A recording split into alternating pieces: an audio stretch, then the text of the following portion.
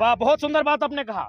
उनका अगर माननीय गुरुदेव सूर्य सिंह बेसरा अगर 1985 में पार्टी बनाते तो सहमत, क्योंकि 85 उनका था, 2023 हमारा है, 2023 हमारा है, युवाओं का है।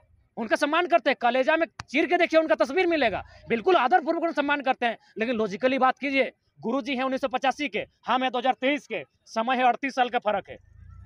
संभव है? यदि मान के चलिए महेंद्र सिंह धोनी तो क्रिकेट संन्यास ले चुका है, आईपीएल को हटाई इंटरनेशनल ले चुका है। अब अगर वर्ल्ड कप में शुभमन गिल बैटिंग कर रहा है, एकदम सीरियस मैच है, और महेंद्र सिंह धोनी उठ के चल गए शुभमन गिल के पास, तो क्या शुभमन गिल महेंद्र सिंह धोनी को अपना बैट दे देंगे? आप ही लोग बताइए, हाँ कि ना? नहीं देंगे, क्योंकि टाइम किसका है? शुभमन गिल का है। धोनी उसके कंधे पर हाथ रखेंगे और सलाह देंगे कि गिल पीछे आके एक स्टेप लेके इसको पुश करके मारो। तो ठीक उसी प्रकार आपके चैनल के माध्यम से गुरुजी सूर्य सिंह बेसरा को हम प्रणाम करते हैं और संदेश देंगे, वो महेंद्र सिंह धोनी है, शुभमन गिल कौन है? ये आप जानते हैं कि इसके लिए जनता दोषी है। नेता का बेटा अगर नेता बन रहा है और अभी जो योग्य नहीं रखता है वो भी बन जाता है, इसके लिए जनता दोषी है। जनता इसलिए दोषी है कि जनता बिकाऊ है। जनता अगर टिकाऊ हो जाएगी तो टिकाऊ नेता भी मिलेगा। जनता बिक के अपना वोट देती है, अपने वोट का दर लगाती है। हम एक बात स्पष्ट कहेंगे कि 1 पर्सन 1 वोट 1 वैल्यू, जब तक इसका अर्थ जनता नहीं समझेगी तब तक इसी तरह नेता का बेटा नेता पैदा होगा, और चुनाव जब भी आएगा बहुत सारा धन के साथ विधायक का चयन होगा, और ये एक शर्मनाक और भयावह स्थिति आने वाले भविष्य में देखने को मिलेगी। देखिए, जो विधायक हैं उनके अमचा चमचा बेलचा लोग, उनका तो जीवन यापन हो जाएगा। किसी को नली गली पुल सड़क ठेका मिला है या फिर 2-4 को ब्लैक मनी रखने के लिए दिया है, तो उनका तो जीवन यापन हो जाएगा। लेकिन जो मैक्सिमम पॉपुलेशन है उनका जीवन हास्य में आएगा, और ये हम देख पा रहे हैं। आंकड़ों की बात करें, कोरोना काल में 12 लाख मजदूर हमारे बाहर से वापस आए।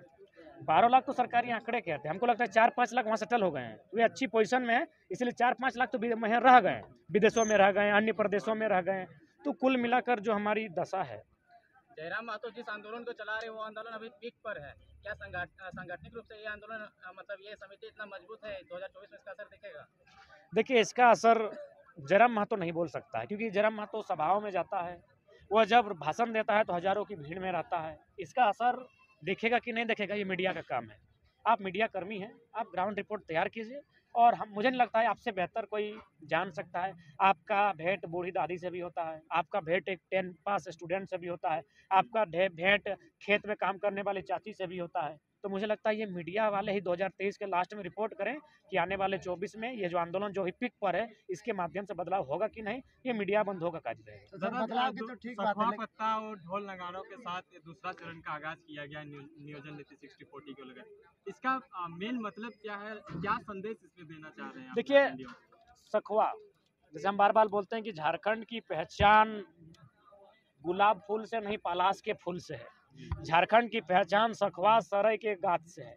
तो सखुआ हमारा राज्य का राजकीय वृक्ष भी है, और सखुआ का जो टहनी है, जब हुल विद्रोह हुआ था सिद्धू मुर्मू कान्हू मुर्मू के नेतृत्व में सन 1855 में, तो उस समय उन्होंने सांकेतिक विरोध करने के लिए साल जो सखुआ कहते हैं, सरई कहते हैं, उनकी टहनियों का प्रयोग किया था। उन पत्तों में कुछ संदेश भी लिखे थे और उसका प्रचार प्रसार भी किया था। यानी ये विद्रोह के लिए, ये जो हमारा सखुआ का संबंध एक प्रकार की विद्रोह से भी है। जब हम पे कोई अन्याय करता है तो हम सखुआ की पत्ती, सखुआ की टहनियों के माध्यम से उस आंदोलन को एक सांकेतिक मैंने दर्शाते हैं कि हम आपके विरोध में हैं, हमें आपका अन्याय और जो शोषण हो रहा है उसके खिलाफ हम बगावत करते हैं। तो इसीलिए जो सखुआ का टहनी और साल के पत्ता के साथ जो हम लोग 60-40 का विरोध कर रहे हैं, वह उसी 1855 का जो है उसी का एक संदेश के रूप में कर रहे हैं। आपने अभी एक बोला जनता बिकाऊ है, आपने भी एक सवाल पूछने पर आपने बोला जनता बिकाऊ है, उसी जनता के बीच आप भी जाएंगे, और आप अगर बोल रहे हैं कि जनता बिकाऊ है, आपको पहले से भी पता है कि यहाँ पे दारू मुर्गा पे रात को वोट बढ़ जाते हैं, तो इसका कैसे टैकल करेंगे आप? देखिए, ये बहुत बड़ी चुनौती है, और मैंने आज से नहीं 1.5 साल में, सबसे पहला बात, हम लोग झूठ बोल के ना जनता को यहाँ बुलाते हैं, ना झूठ हम लोग बोल के राज्य की जनता से बात करते हैं।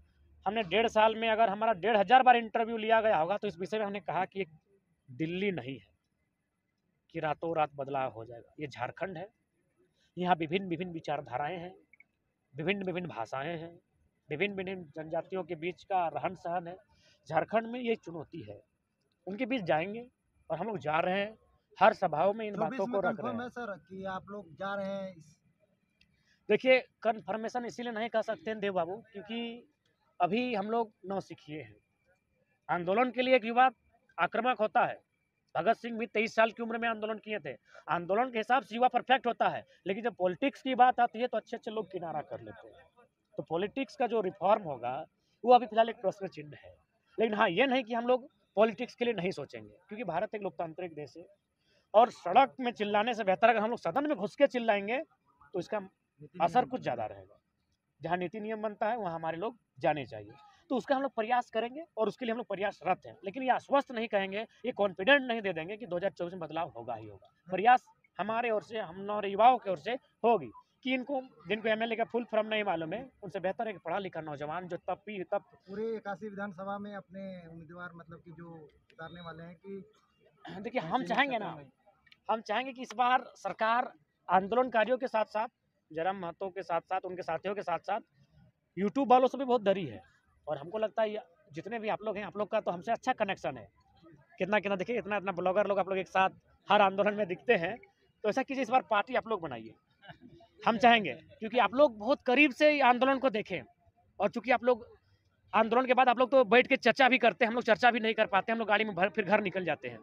तो आप लोग बहुत करीब से आंदोलन को देखें हैं। तो हम चाहेंगे जितने भी सोशल मीडिया के माध्यम से पत्रकारिता करने वाले, सवाल पूछने वाले जो नौजवान है, चाहे उत्तम महतो रहे, सानू झारखंडी रहे, देव रहे, या फिर अन्य बंधुगण रहे, आप लोग मिलके एक संगठन, एक पार्टी तैयार कीजिए।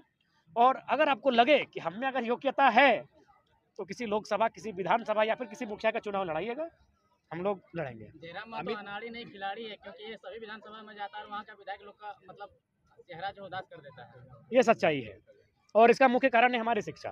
2024 सामने आ रहा है, और चूंकि अभी हम एक दिन तैयारी की है, 2 विधायक और सांसद का RTI मार के रखे हैं। अब 2024 जैसे ही आएगा, मुद्दा तो बता चुके हैं, 60-40 का नुकसान बता चुके हैं, जमींदारी का नुकसान बता चुके हैं, भाषा का नुकसान बता चुके हैं।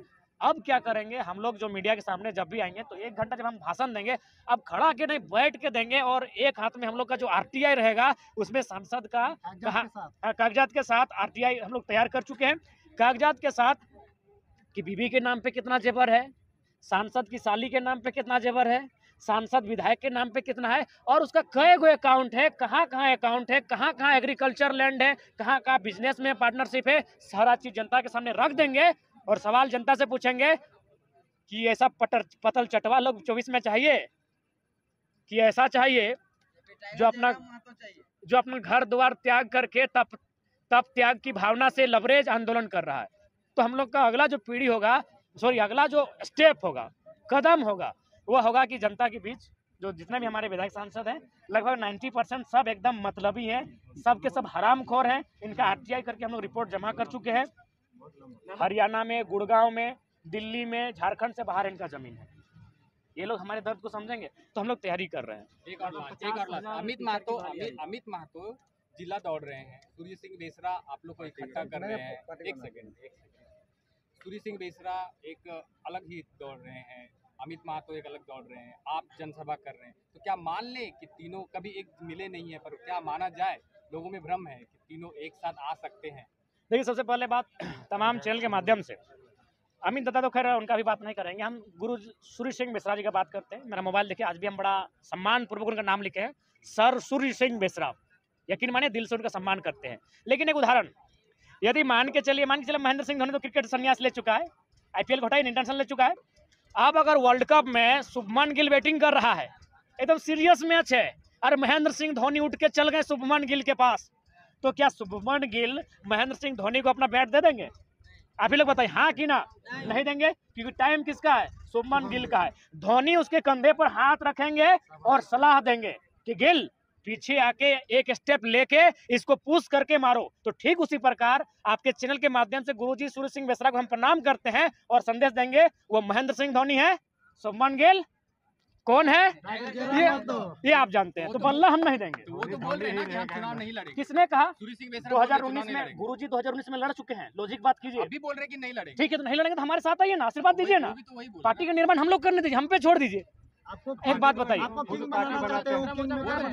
लोग की नेतृत्व बनाइए, युवाओं के नेतृत्व में बनाइए। वो एक्सपीरियंस होल्डर हैं, वो बिहार विधानसभा से अपना सदस्यता। बहुत सुंदर बात आपने कहा।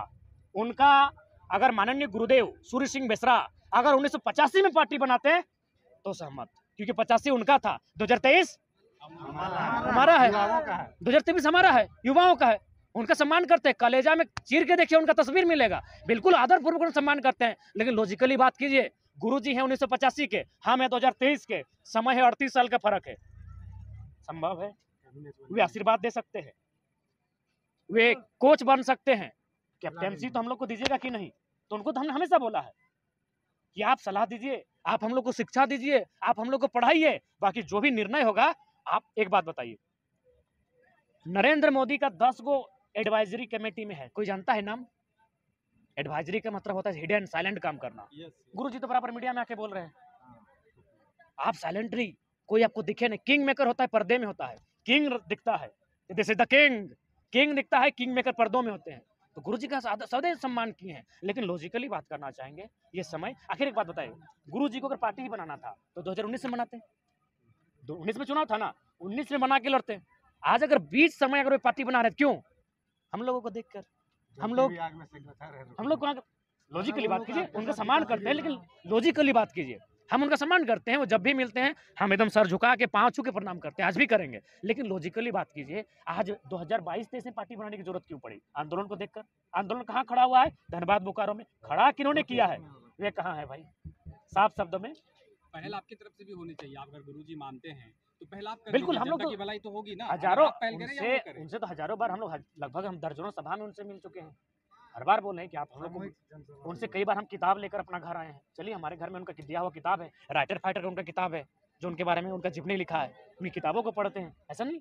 लेकिन हाँ, अगर स्पष्ट करना चाहेंगे तो ये 2023 है, 2023 में वर्ल्ड कप भी है। इस वर्ल्ड कप के हीरो शुभमन गिल रहेंगे, महेंद्र सिंह धोनी 2011 के थे, कपिल देव 83 के थे। समझ गए?